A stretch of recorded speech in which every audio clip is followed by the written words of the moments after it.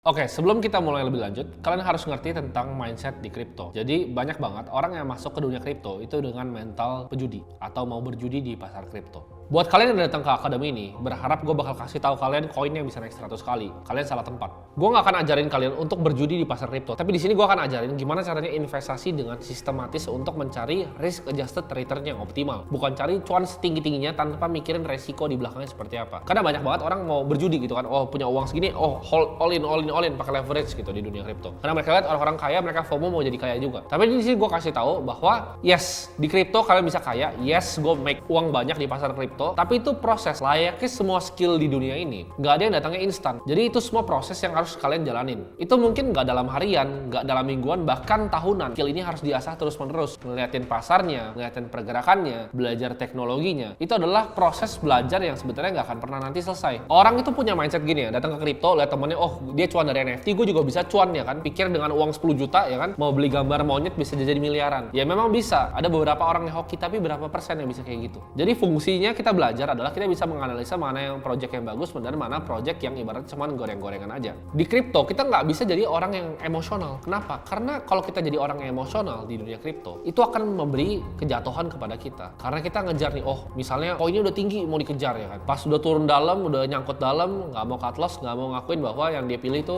koin micin atau koin yang nggak berguna, nggak ada utility-nya, cuman FOMO-FOMOan retail aja. Banyak orang yang terjebak di dalam FOMO di dalam kripto ya. Karena memang industri ini dibikin kayak untuk FOMO. Jadi orang tuh di FOMO-FOMOin terus. Orang dari Twitter, oh ini pump nih 2021, SafeMoon ngepump, Doge, Elon Musk nge-tweet ya kan, Shiba Inu. Ini memang industri yang dibuat dari FOMO dan kalian nggak boleh FOMO di industri kripto. Gue kasih contoh gini. Kalian misalnya mau naik kereta ya, lo berangkat pagi dari rumah. Dari rumah ngopi dulu kan ya, santai. Nyetir nih, tiba-tiba di jalan kalian tuh lumayan macet. Wah, udah mulai keringetan kalian. Kayaknya ketinggalan kereta nih. Begitu kalian sampai, kalian lihat nih, begitu kalian nyampe di stasiun ya, kereta kalian udah jalan. Nah, kalau kalian orang normal, apa yang kalian lakuin? Ya mungkin kan sedih itu ketinggalan kereta. Cuman, apakah kalian akan turun ke relnya, kejarin keretanya, atau kalian tunggu kereta selanjutnya? Ya pasti tunggu kereta selanjutnya. Kenapa? Karena pasti selalu ada kereta berikutnya, walaupun nunggunya misalnya bisa lama gitu, 5-6 jam. Nah, tapi kenapa di kripto, kalian lihat di token nih, udah terbang ke atas, kalian kejar. Kalian nggak lari-lari di rel kereta kan, ngejar keretanya. Tapi kalau kripto, kalian lari-lari tuh kejarin kriptonya. Begitu kalian ditabrak sama kereta yang di belakang, habis kalian. Selesai. Jadi itu yang kalian harus pikir, jangan FOMO di dunia kripto. Selalu ada kereta selanjutnya. Jadi kalau misalnya memang udah tinggi banget, ya pasti ada yang jualan barang. Biarin aja gitu, jangan FOMO. Nah, supaya kita nggak berjudi di dalam kripto, kita harus tahu dulu alasan kenapa kita mau masuk berinvestasi di dunia kripto. Yang pertama, ya pasti aja kita jujur lah, ya semua orang butuh uang. Ya orang banyak terjun ke kripto untuk mendapatkan uang. Seperti sebagian besar orang, termasuk gue pribadi. Dua, karena kita percaya kalau bisa berinvestasi, kita berinvestasi di sesuatu yang undervalued. Karena kita percaya, oh market cap kripto masih kecil banget nih. Bahkan total market cap kripto itu sama dengan total market cap Microsoft. Wah, masa semua kripto tuh cuma kayak satu perusahaan gitu kan. Jadi kalian ngerasa, oh ini aset yang masih undervalued dan ini masih bisa dibeli. Jadi cuma dua, antara dapat duit ya atau memang ngeliat asetnya undervalued. Nah, gimana caranya kita define value? Kita bisa define value sebuah aset ketika aset ini memecahkan solusi yang besar di dunia. Nah, di sini banyak banget sebenarnya diselesaikan sama kripto dari sistem fiat, ya sistem perbankan global dan juga sistem keamanan di dunia finansial. Yang tadi diselesaikan dengan digital signature, hash functions, the blockchain. Jadi banyak banget sebenarnya problem yang dulunya nggak pernah terselesaikan dengan adanya kripto itu bisa selesai.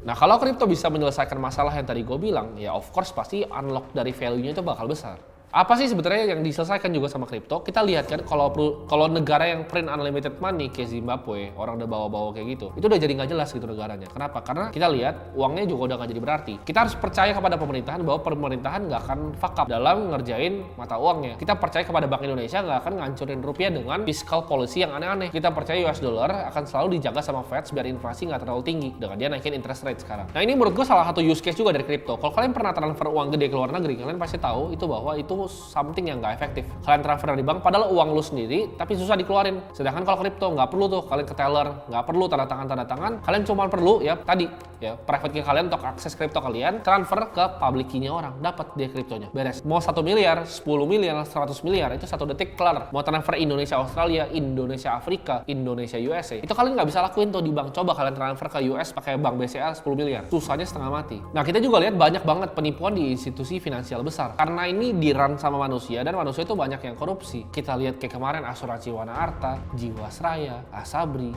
dana pensiun yang sebesar itu bisa dikorupsi. Nah, hal ini kalau ada kripto, ini nggak bisa dilakukan. Jadi kita di kripto tuh nggak perlu percayain uang kita ke pihak ketiga apapun, ya misalnya perbankan, ya sistem perbankan moneter. Kita nggak perlu percayain kepada pemerintah. Kita cukup percaya kepada diri kita sendiri dan kemampuan kita untuk menyimpan kripto kita sendiri. Karena balik lagi, semuanya bisa diaudit dan semuanya bisa diverifikasi. Nah, supaya kalian lebih ngerti tentang mindset yang lebih luas di kripto, kalian harus ngerti yang namanya korelasi, ya. Jadi apa definisi dari korelasi? Korelasi itu adalah ketika dua atau lebih aset itu punya hubungan antara satu dengan lainnya. Nah, ini yang bikin orang tuh sebenarnya punya gamblers mentality di kripto atau mindset berjudi. Karena mereka nggak ngerti fungsi dari korelasi ini. Maksudnya apa? Mereka pikir nih, oh gua ada lihat altcoin nih bagus nih ya. Ini koinnya bagus. Kayaknya ini kalau Bitcoin turun pun altcoinnya bakal tahan. Mereka nggak sadar bahwa backbone dari cryptocurrency itu adalah Bitcoin. Semua aset kripto, altcoin apapun, mau use case-nya lu mau dari DeFi, Metaverse, Decentralized Exchange, itu pasti ada hubungannya harga tokennya ketika Bitcoin turun. Itu adalah namanya korelasi. Jadi banyak yang delusional. Mereka pikir, oh koin gue paling bagus nih. Misalnya yang XRP maksimalis gitu. Oh Ripple nih nggak bakal turun meskipun Bitcoin turun. Itu pemikiran orang bego. Karena pasti ada korelasi antara Bitcoin dan juga altcoin yang lainnya. Bahkan volume exchange besar itu seperti Binance ya, Bybit, itu terkorelasi sama harga dari Bitcoin. Bitcoin turun, volume Binance turun. Semua industri kripto kena. Nah, ini banyak banget ya yang akhirnya muncul karena kebohongan-kebohongan di media. Dibilang, oh korelasinya antara kripto dengan saham itu kecil. Ini menurut gua kebohongan. Kenapa? Karena pemainnya udah sama. Ya, institusi besar yang masuk di kripto dan saham itu udah mirip-mirip. Jadi kalau saham turun, percaya gua, Nasdaq turun, kripto pasti turun. Kripto tuh punya korelasi yang tinggi terhadap geopolitical resiko, terhadap politik US. Pasti ada korelasinya terhadap misalnya the Fed. Oke, dia nanti Desember naikin basis point berapa nih? Apakah 50 basis point atau 75? Oh, kalau 75, gue yakin Bitcoin akan turun lagi. Bahkan bisa di bawah 16.000. Karena kenapa? Karena market S&P ntar pasti shot ke bawah. Jadi itu ada korelasinya antara saham, kripto, dan juga politik. Jadi kalian harus ngerti ini. Jadi nggak ada satu koin pun yang terbebas dari semua hal ini. Karena semuanya itu saling berkesinambungan. Pada nyatanya, kripto dan saham itu masuk sebenarnya dalam kategori risk asset. Jadi aset yang beresiko, aset yang volatil. Nah, kita harus tahu asetnya udah banyak. Ada yang aman kayak cash, deposit, ya kan, time deposit, government bonds. Ada juga yang lebih resiko, misalnya bonds, junk bonds, segala macam. Kripto itu udah paling ujung ya dari resiko. Jadi bahkan di atas venture capital atau private equity. Nah, mereka itu selalu bergerak bersama dan itu adalah siklus dari sebuah market. Nah, di sini nextnya gue akan ajarin kalian gimana caranya kalian ngelihat siklus di market dan kapan untuk pindah-pindahin aset kalian karena semuanya itu saling terkorelasi.